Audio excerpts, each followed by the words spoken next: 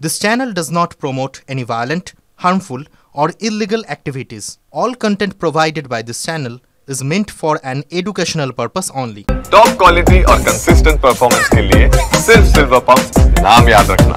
আবারও বাংলার এক বাসিন্দাকে এনআরসির নোটিশ পাঠালো অসম সরকার, আর তা নিয়ে ক্ষোভ প্রকাশ করলেন বাংলার মুখ্যমন্ত্রী।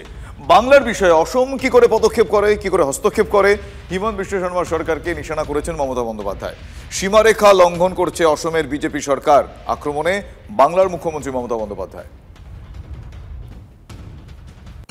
আলিপুরদুয়ারের একজনের কাছে অঞ্জলিশীল নৃত্যশীল স্বামী আসাম গভর্নমেন্ট থেকে ফরেনার্স ট্রিব্যুনাল কোকরাঝড় বাংলার ব্যাপারে আসাম কি করে হস্তক্ষেপ করে, এটা শুধু আনএথিক্যালি নয়, আনকনস্টিটিউশনাল, ইললিগাল, এবং ওরা কিন্তু সীমারেখা লঙ্ঘন করছেন। আমি ডাবল ইঞ্জিন সরকারকে, বিজেপিকে বলবো, নিজেদের চরকায় তেল দিন।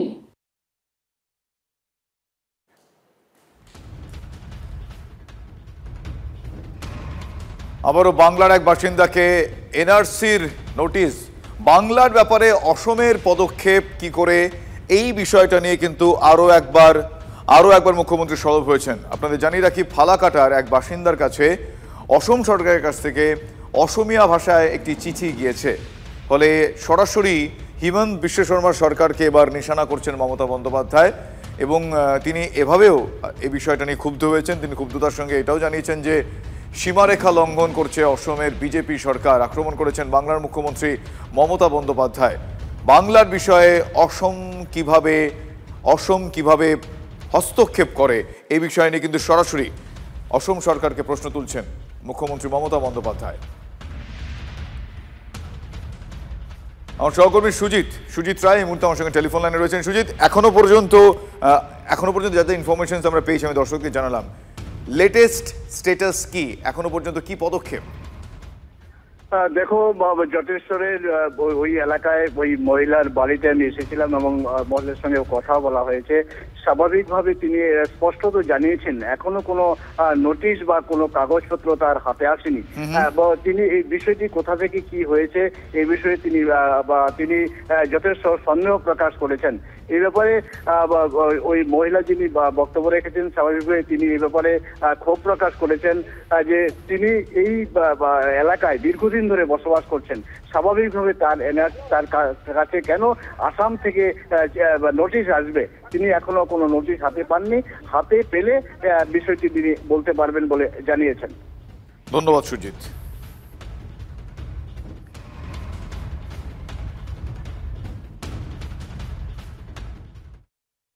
আপনার ওয়াইফের বাড়ি কোথায়? বাড়ি আসামে। আমার বাড়ি আসামে ছিল। কোন জায়গায়? আসামে বক্সিয়ার। আমরা নিয়ে আসছি 35 বছর হয়ে গেল। 35 বছর। আর আপনাদের ওয়াইফ, আপনাদের বিয়ে হয়েছে কতদিন? বিয়ে হয়েছে তাও 20 বছর। কেন আমি দাদা ডকুমেন্ট না পেলে তো আমার কি করে আমি বলবো? ডকুমেন্ট আমার আসে নাই। আমরা চাচ্ছি যে আমাদের ডকুমেন্টটা, মানে যার নামে হিয়ারিং আসছে, ডকুমেন্টটা লাগবে আমাদের। আমার সন্দেহ হচ্ছে যে চিঠিটা কি আদৌ এসেছে নাকি সেটা একটা বানানো চিঠি। কারণ এখনো পর্যন্ত আমি যতদূর জানি, যাকে নিয়ে এত কর্মকাণ্ড তার কাছে কিন্তু চিঠি পৌঁছায়নি। অতএব এর থেকেই পরিষ্কার, পশ্চিমবঙ্গ সরকারের মুখ্যমন্ত্রী, তিনি শুধু দলনেত্রী নন, তিনি মুখ্যমন্ত্রীও বটে। তিনি মুখ্যমন্ত্রী হয়ে এই বিষয়টি নিয়ে রাজনীতি করছেন।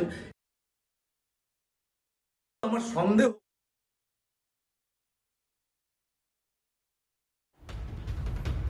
আবারও বিজেপি শাসিত রাজ্যে বাংলার পরিযায়ী শ্রমিকদের আটকে রাখা হয়েছে, অভিযোগ এমনটাই। বাংলাদেশি সন্দেহে মালদার চাঁচলে 8 জন শ্রমিককে আটকে রাখা হয়েছে হরিয়ানায়। থানায় নিয়ে গিয়ে তাদের নিগ্রহ করা হয়, হেনস্থা করা হয় বলে ওই পরিযায়ী শ্রমিকদের পরিবারের তরফ থেকে অভিযোগ দায়ের করা হয়েছে। বাংলাদেশি সন্দেহে শ্রমিক নিগ্রহের ঘটনা প্রকাশ্যে আসতেই ক্ষোভে ফেটে পড়েছেন গ্রামের মানুষজন। তাদের অভিযোগ, বাংলা ভাষায় কথা বলায় পরিযায়ী শ্রমিকদের আটক করে পুলিশ। আধার কার্ড সহ একাধিক সচিত্র পরিচয়পত্র থাকা সত্ত্বেও আটক করে রাখা হয়েছে বলে অভিযোগ।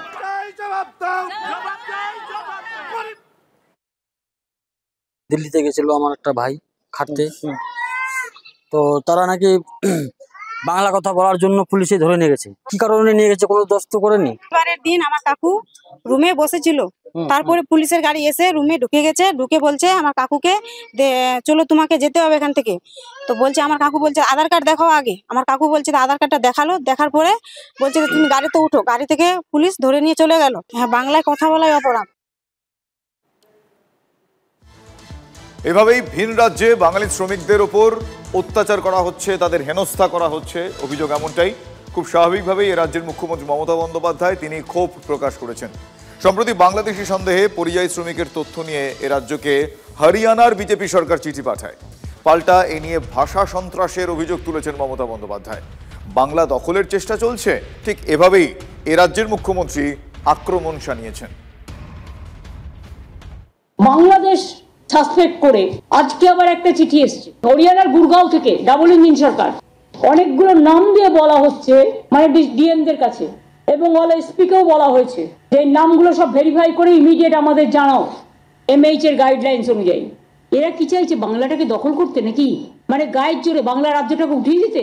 ভাষা সন্ত্রাস চলছে।